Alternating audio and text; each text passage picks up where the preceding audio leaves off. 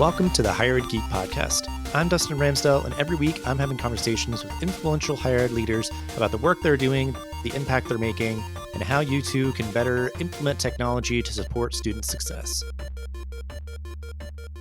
We are here for a very special milestone episode of the Higher Ed Geek podcast. 200 episodes over 5 years.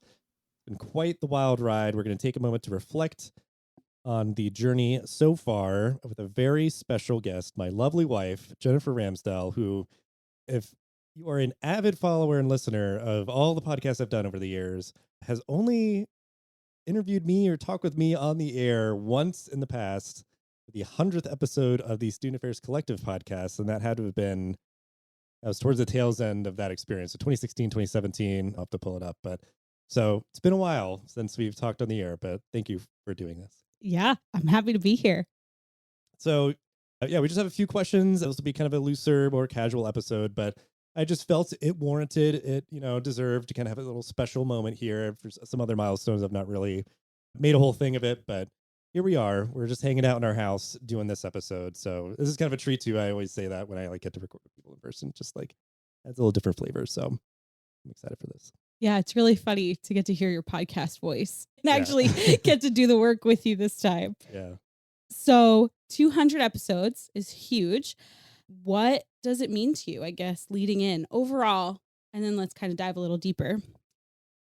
Yeah, I mean, the only other show I did for as long, the Student Affairs Collective, we got up to 140. There's a few more after I left, but I personally, soup to nuts, was doing everything for those 140 episodes, and then took a little bit of a sabbatical before starting this show. So, I mean, to be able to hit a milestone like this, and getting to know podcasting enough and seeing enough other people, not many people get this far. Not many people, get nearly as far. So I am really grateful that I've had sort of the energy and the support from you and from obviously every guest that's been on the show and everything else to get to this point. Yeah, it's definitely humbling, because I think it's for the most part too, it's nearly as many different people and voices and backgrounds and things that I've learned. So yeah, it's really powerful. Yeah, it is really cool too to see, just as a bystander to this, you starting off on Skype with your Apple headphones to now we're recording on 2 separate mics with a whole little switchboard thing you've got here. I know the names of nothing, so forgive me as I'm an amateur, but I mean, you're really moving up in the world here.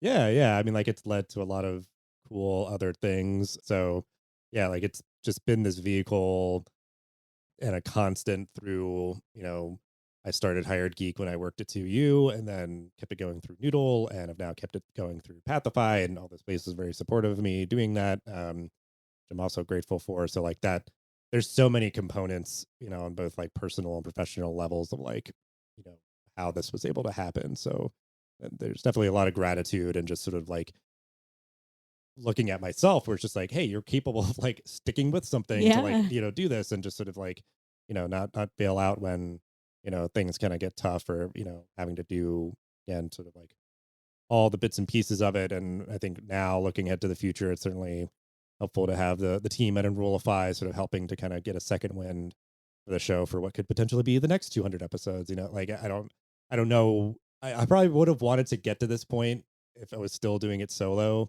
and then maybe be okay, maybe at the end of this year it's time to wrap it up. But now I feel there's a lot more kind of infrastructure and support to allow me to kind of still do this, be able to focus on other things. And yeah, it's really cool to see how far you've come. We just celebrated 10 years of being together, dating, and I vividly remember you recording your first podcast and the snafus with technology and everything that we've encountered all the way from Rutgers University through now. And so it doesn't seem to be as many technical difficulties now that you've really mastered it, but there are a couple moments I can remember where I'm ooh, is this the end? Is this going to be when Dustin calls it quits? And you really haven't, all through everything you've been through. Mm-hmm. Yeah. I mean, that's something that I've tried to acknowledge as more of a strength within myself, is the idea of sort of persistence. Just, whenever anything in life gets a little tough, or, ambiguous, even just as sort of a more kind of neutral thing, just following through on it, because it's this is something that's important to me, whether it's especially as like people of a certain age with kids, it can be hard to be like, oh, I haven't seen this friend in a while or whatever. It's just like, well, oftentimes whenever I reach out, people are just like, oh, thank you for like not giving up on me, like they just earnestly, just got lost in the shuffle and the noise of everything else. So yeah, it's that idea of persisting through the hiccups, which thankfully have become far fewer. I think it's always that idea of like, in the nerdy, sort of headspace, like Iron Man always like builds his suit after like something happens, so that it's like, oh, I got to prevent that from happening again, whatever. So, as stuff happens, it's finding new tools and platforms and approaches to try to solve for all the variables. But then through those difficulties, you get the persistence. And then like, I know I've always like shared with you, like any number of little milestones where it's just like, oh, this is like, the first time this happened, or like number of downloads, or I got like a guest that I felt like was really special to me, and those sort of things. It's like you kind of have to have like, the ability to like push through the headwinds and then try to really like let the tailwinds sort of carry you forward. And because I mean, like podcasting, there's that initial sort of steep learning curve to at least just like launch it, and then there really is a pretty constant like energy that you have to keep with it to keep it constant and something that people can expect. So on the 200th episode, are there any, I would say, smaller or maybe milestones you haven't noted to the public before that you want to give a shout out to now? Things that you really want to recognize or reflect back on? And I mean, just not assuming that everyone keeps up with every single thing that I ever like put out or post and all that. Like 2022 was like a huge year. So that one, like there's some list mentions and different things that I was able to be a part of, where from 2021 to 2022, I pretty much like doubled the amount of downloads the show had just in 1 year. So that was like really an important milestone for me as I was like hitting 5 years. And at that time, I was in early discussions about joining the Enrollify network. And I think it was just reassuring to see sometimes the very like quantitative sort of objective metrics and kind of feedback and reinforcement and stuff. So I think I would try to capture that again here, is just like that growth over time. It's been completely kind of just grassroots and sort of accomplishing that. I mean, with like the Enrollify network joining that, they're helping editing all the shows now. So I'm sure people have noticed that it's just a little bit different now. And, we're still kind of making adjustments over this past several months, but, they're helping to, court sponsors, which helps just like bring more support and resources to the show and things like that. So those are important milestones. And I mean, just to make it very explicitly clear, like I honestly like got my job at Pathify because of doing the podcast. I've gotten the ability to go to the different events that people may have been seeing me at, like, South by Southwest. I, do podcasts there on their podcast stage, the Times Higher Ed summits. They just cold reached out to me to be a part of that. And other things like that are coming from just like me being very like findable online. I've put myself out there. It's something that people can kind of easily, kind of skim through or listen to some episodes, sort of know who I am, how I speak about things and all that. So like that in and of itself, that's all kind of been happening, I think, as just more conferences are kind of coming together in person and everything. Anyway, but like, I feel like I sort of reached this sort of invisible threshold and milestone where it's just like people are coming to me to be on the show, to moderate things and all that. And it's obviously due, again, just to the support of everybody who's listened to the show and shared it out and been a guest and all that, because it's just has built this library of content that, people just search Higher Ed podcasts. It's, it's up there, and it just it shows that this is something that's a current and consistent and active stream of content. Well, it happened again. Prospect Paul is excited about attending your institution, but is getting constantly confused by all the information and tasks he needs to complete to enroll, creating friction and, even worse, melt. You knew this would happen again, which is why you've been flagging the need for a come-to-Jesus meeting with leadership from marketing, admissions, and IT to audit the digital experience for prospective students. Here's the problem. You're not going to convince Mark from marketing to let go of his automation software, Adriana from admissions just got set up with her new CRM, and Isabel from IT is still working through a ticket request from last Christmas. What if you could come to the table with a solution that didn't require anyone to let go of their software while at the same time ensuring a frictionless experience for prospects and current students alike? Well, my friend, guess what? Today's your lucky day. Meet Pathify, an innovative higher ed engagement hub that puts students at the center of their college journey. Pathify sits at the center of your school's digital ecosystem, being the single user experience interface tying together all systems, content, and communications. Their engagement hub elevates the information that matters most and pushes systems like the SIS behind the scenes where they belong, making it simpler for students to discover and engage with the opportunities your institution provides at every step of their higher ed journey, from prospect to alumni. What's even better, Pathify has a mobile experience that provides 100% parity with the responsive web app, so your campus app is always in sync. Pathify is a platform that every stakeholder on campus, from marketing to admissions to student affairs to IT, etc., can get equally excited about. Learn more about how Pathify is uniting strategic units across campus and bettering the entire student experience by visiting pathify.com, and be sure to tell them that Dustin from Higher Ed Geek sent you their way. You are in the zeitgeist, I think. I have sort of learned that as your partner, just with having the same last name as you, even where there's been a couple moments where I've walked into rooms. I am also in student affairs, as folks may know, and people have been like, Ramsdell, like Higher Ed Geek, like, are you his wife? Which has definitely been kind of funny for me, where I'm like, oh, this guy, I didn't realize that he was really as well known as he was, which is kind of funny to me because, I know you as everyday Dustin, but to some people, you really are the voice of higher ed, or you're one of the people who has their finger on the pulse. And it's just really funny how that's kind of trickled down to me in some ways too. Yeah, just generally have like a humility with a lot of the stuff I do. And so like just thinking of that is always kind of, funny and strange. But yeah, and I think it's one of those things too, where like I definitely keep the focus on the content and the guest and all that. And I'm not really like necessarily like divulging a lot about my personal life. Like that's not like the point of the show, is to like, and I think it just, if people have listened constantly, they may sort of pick up details and stuff. But yeah, like you said, this has been like most of our relationship have been podcasting in some regard. And, certainly, yeah, just like anecdotes from your life. And so it just filters in and just is something that is, yeah, it's really important to me. And I think it's just funny seeing how it sort of pops up in different areas. So is there, I guess, a moment for you where you maybe were recognized in the outside world or the podcast, and maybe it was something that you got invited to, that you were then surprised that, so-and-so knew who you were before you went to introduce yourself? Or like, is there any moment like that that kind of sticks out to you?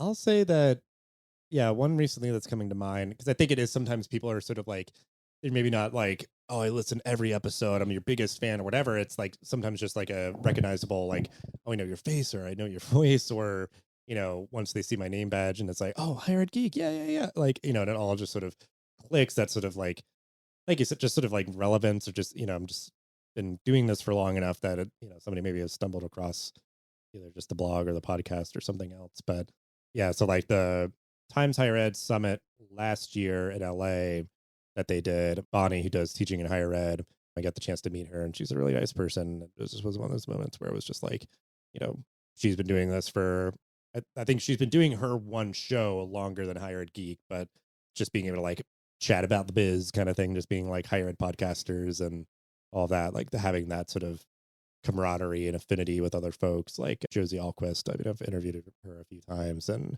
she's been kind of in the game for a while as well. But those are moments that come up, is that like it kind of creates this sort of network of folks who have been on a similar journey, and we can sort of slap each other on the back kind of thing, just being like, yeah, we're going on this ride, and sort of the roller coaster of figuring out who we're talking to about what, when, and editing and posting and promoting, and just kind of hustling in that regard. Because, for most people, it is like a side project. It's not like a mainstream kind of thing. But so yeah, it is like a labor of love for most people. So I think that's why there's like this sort of spirit and energy if you do like meet people out that, even if they're like, oh, I'm not listening to every single episode of every single Higher Ed podcast out there, but I know most of those people.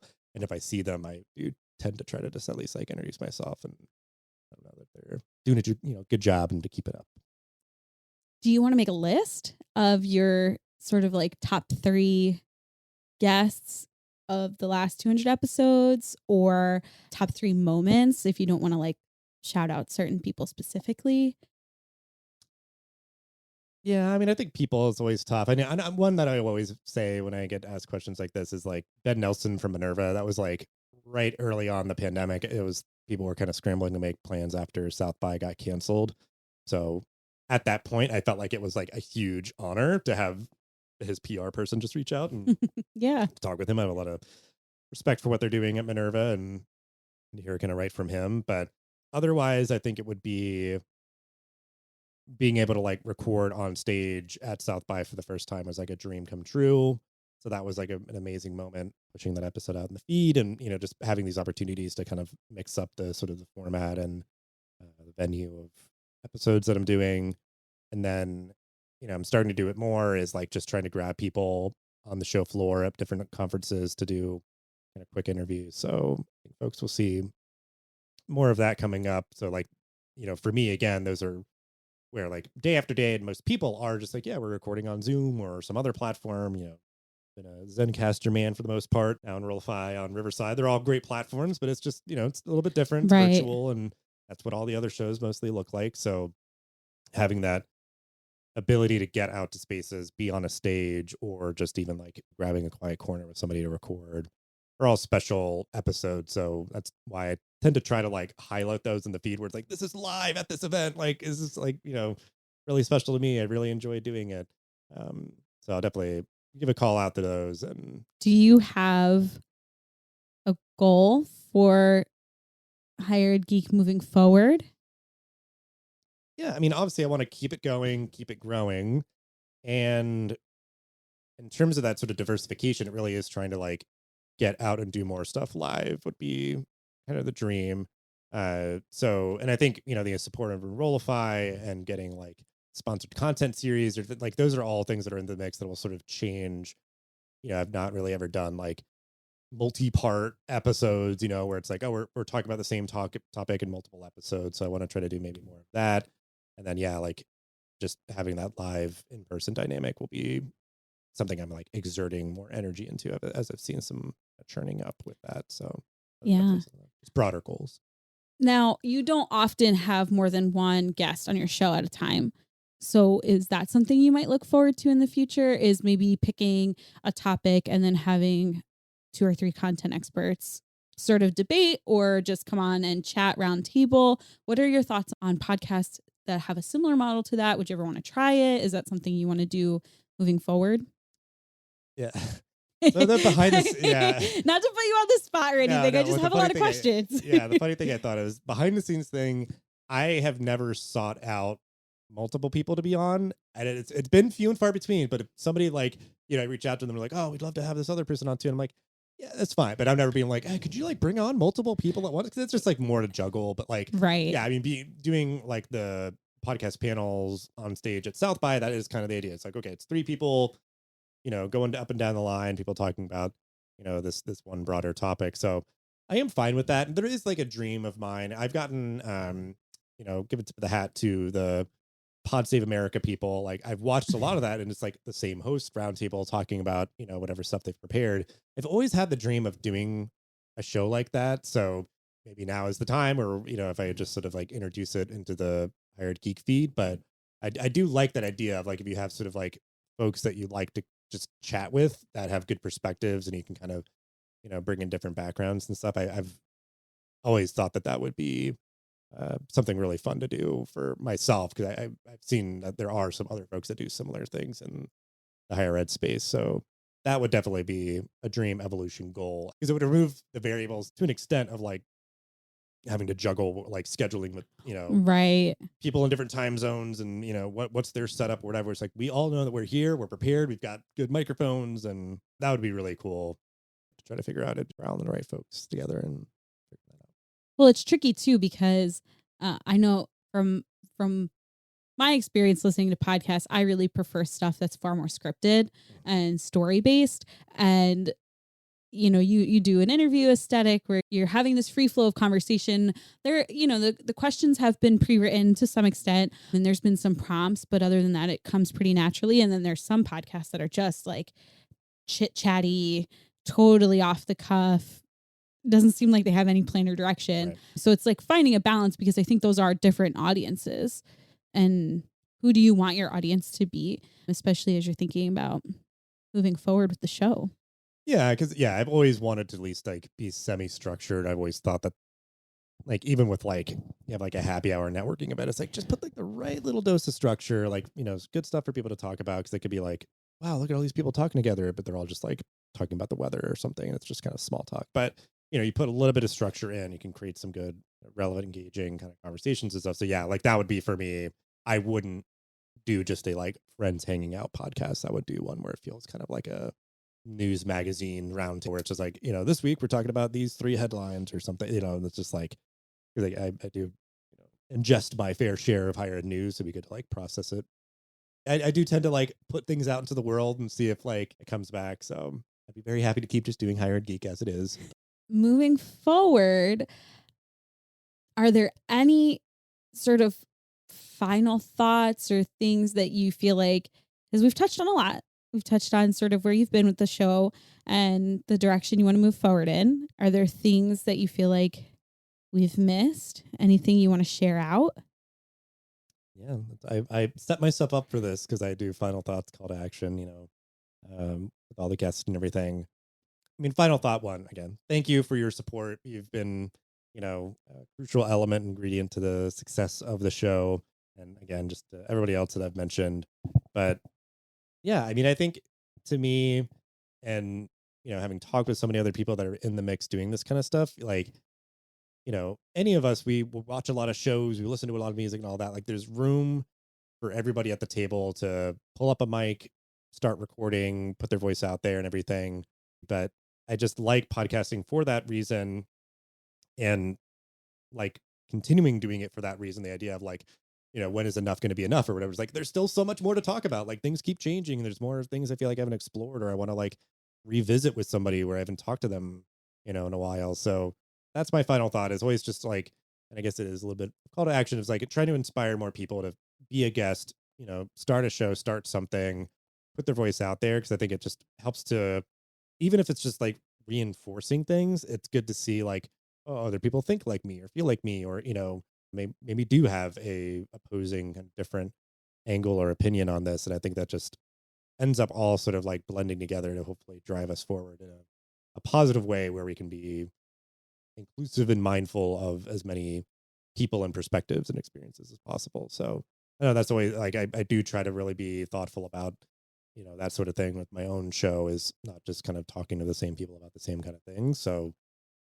hoping that other folks can sort of add to that chorus. I think that's a really great point. I think that the landscape of higher education is always shifting. And as much as you're reaching out to folks, maybe this is also the call to action. If people have something they want to talk about, if they feel like you've missed something, or again, you want to revisit something that maybe, since the podcast has really been going on for 5 years, like what, what can we go back?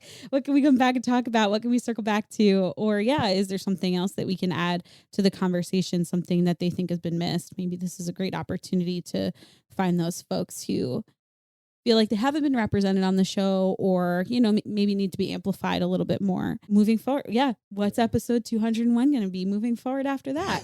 Well, yeah, because as of the recording of this, like we're doing this a little bit like out of order, which is another behind the scenes thing, but I'm just trying to like do that where it could even be where it's like, oh, I do have a lot of diverse people, but if I didn't do them in a certain order, just be like white guy after white guy after white guy. And then what I like, so I even sometimes intentionally like, let me just rearrange here because I've got a bunch of stuff on the shelf I can do that with. But yeah, I just did an episode with Sharon Butler from Flywire that'll be coming out after we record this episode and publish it. That was nice because they had been 2 or 3 years since I talked with her.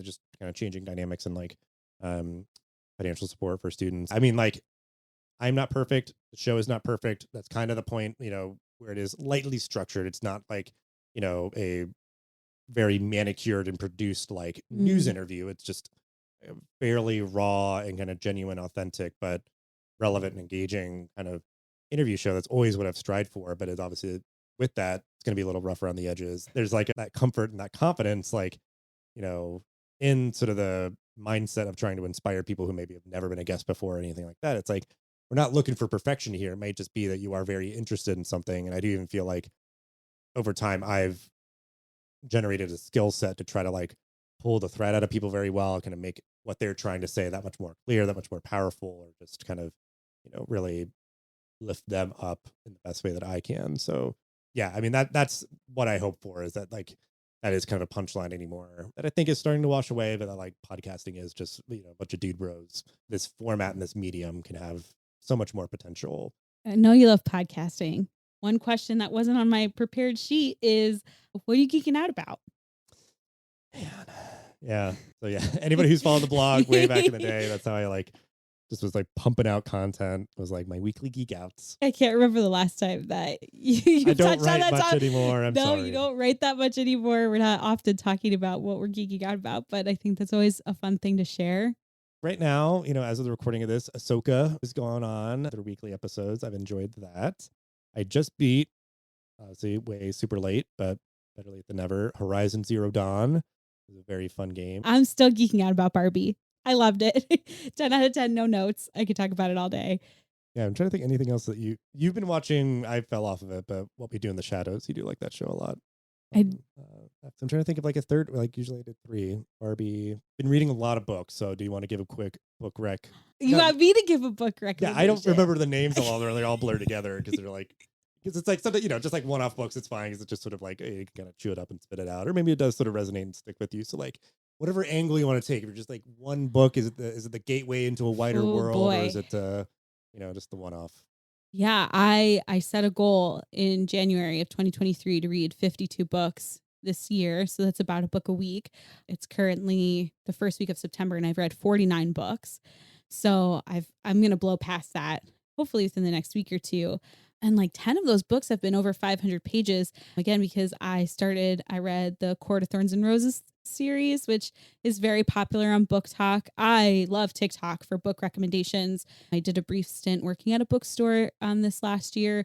So I was just consuming a lot of media, and I'm geeking out, I guess, about my Kindle, because really my Kindle has been what has pushed me to read so much. I think it's something about reading on a screen and not actually seeing the page numbers like in a physical book. When you're picking up a tome that's 500 plus pages, that feels really intimidating. But on your Kindle, you don't see it. And it just gives you the little percentage. And it's like a little competition with yourself of how much more you can get through. And the books tend to be so inexpensive or free. So geeking out about being able to link my library card to my Kindle and just consuming a lot of media on that. Yeah, but totally turned out to be a fantasy girl. Had no idea. Yeah, it was very funny to me when you were like sharing, because it's like the same thing I would do, where it's like, oh, I just like read this comic book and there's all these things, whatever. Oh, Fourth Wing. Yeah. If people haven't read Fourth Wing yet, the second book, Iron Flame, is coming out in November. So you have time to pick it up now. But that was, again, another fantasy series that Book Talk recommended to me that I am addicted to now. And I think has caught Dustin by surprise, because he's, been the geeky one in our relationship. But I'm like, let me tell you about these dragons. Yeah, it's great. Yeah, I mean, I appreciate that. There's something very geeky and dorky that you're so excited about. And yeah, it's been like, the Kindle and like, fair share of audiobooks in the mix, and, just hard copy books, and taking advantage of our local library. It's walking distance, which is super awesome. But even, just even like digital, with the Kindle, like borrowing stuff. And yeah, so but I think that, that's a good point, is that like, physical books, if they're big, can be intimidating, or just trying to like, manage like, oh, well, they could be like expensive, especially newer stuff or whatever. It's just like, take advantage of your library, man. Like, it's there. It's great. Yeah, for sure. Well, I think we will leave it there. Thank you, Jenn, so much for hanging out in my little office here and commemorating 200 episodes of Higher Ed Geek. So it's been an incredible journey, and I'm excited to see where we're going next 2 years. Can't wait. Episode 400. I'll see you back here. Hey y'all, Zach here from Enrollify. If you like this podcast, chances are you'll like other Enrollify shows too.